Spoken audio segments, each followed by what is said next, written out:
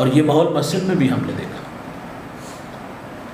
ہم حضرت صاحب، علامہ صاحب، مفتی صاحب، پیر صاحب بنا کے لاتے ہیں، بڑے سارے اعزازات ہوتے ہیں. بعض اوقات ہمیں ایسا لگتا ہے کہ اب ہمارا یہاں سے جنازہ اٹھے گا، لیکن اگلے دن ہمیں نہیں پتہ ہوتا کہ پلاننگ ہو گئی ہے، اور باقاعدہ اس کی چھٹی کا بھی ہم نے سارا پروگرام بنا لیا ہے، نیا بندہ بھی تلاش کر لیا ہے، نیا بندہ بھی آ جاتا ہے، اور حضرت کو اگلی نماز میں یہ آنکھیں یہاں سے اٹھا کے سر پہ آ جاتی ہیں. بایزید بسطامی کتنا بڑا نام ہے. تصوف کے 10 بڑے اماموں میں ایک امام کا نام ہے.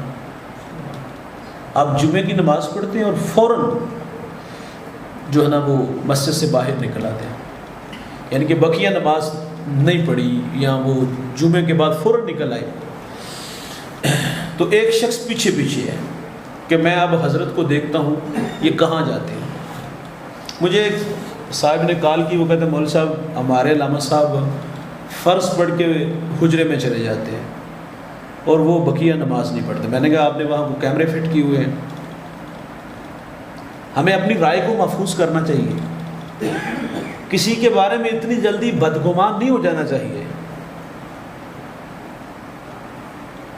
وہ ایک بہت بڑا نام ہے حضرت ابو الحسن خرقانی رحمۃ اللہ علیہ.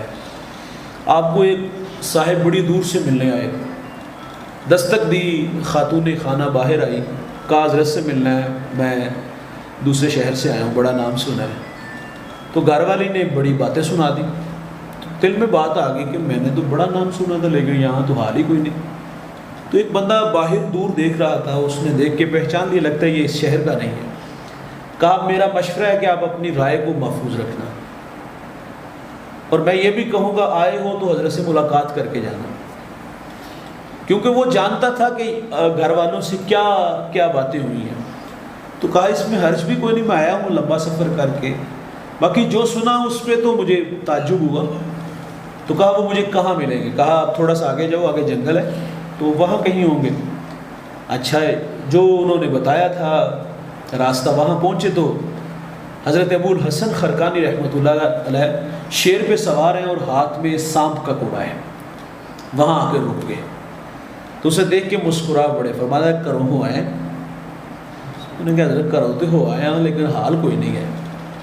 تو آپ نے فرمایا اصل کہانی یہ ہے کہ میں نے اپنی بیوی کی چرب زبانی پہ، تلخ کلامی پہ صبر کیا تو اللہ نے مجھے یہ اعزاز عطا فرما دیا.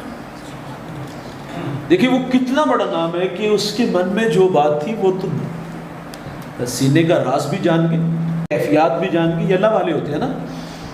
تو رائے کو محفوظ رکھنا چاہیے. بایزید بسطامی کے پیچھے نمازی لگ گیا پیچھے پیچھے کہ دیکھتے ہیں حضرت جاتے کہاں ہیں. نام تو بڑا ہے، شہرت تو بڑی ہے، اور خود جو ہے وہ لوگوں کو عمل کی دعوت دیتے، اور آپ سب سے پہلے مسجد سے باہر چلے گئے. تو اس نے کیا دیکھا کہ حضرت بایزید ایک نان بائی کی دکان پہ آئے، وہاں سے روٹی لی اور کوئی 7 کباب لیے. تو وہ کھانا لے کے آپ جو ہے نا وہ مزید بستی سے باہر آ گئے. اس کے دل میں یہ بھی بات آئی کہ خود تو صبر نہیں کر سکے، لوگوں کو صبر کی تلقین کرتے. تو خیر وہ بھی پیچھے پیچھے تھا دوے مہو حضرت کی تلاش میں کہ آج کوئی بات ملے تو میں جا کے ساری انتظامیہ نو کٹھی کرا. حضرت کے بارے دساں کہ حضرت نے کی کیتا ہے. تو خیر بایزید بسطامی جنگل میں گئے، وہاں ایک جھونپڑا تھا اور آپ اس خیمے میں داخل ہو گئے. اللہ اکبر، وہاں ایک نابینا شخص تھا، معذور تھا.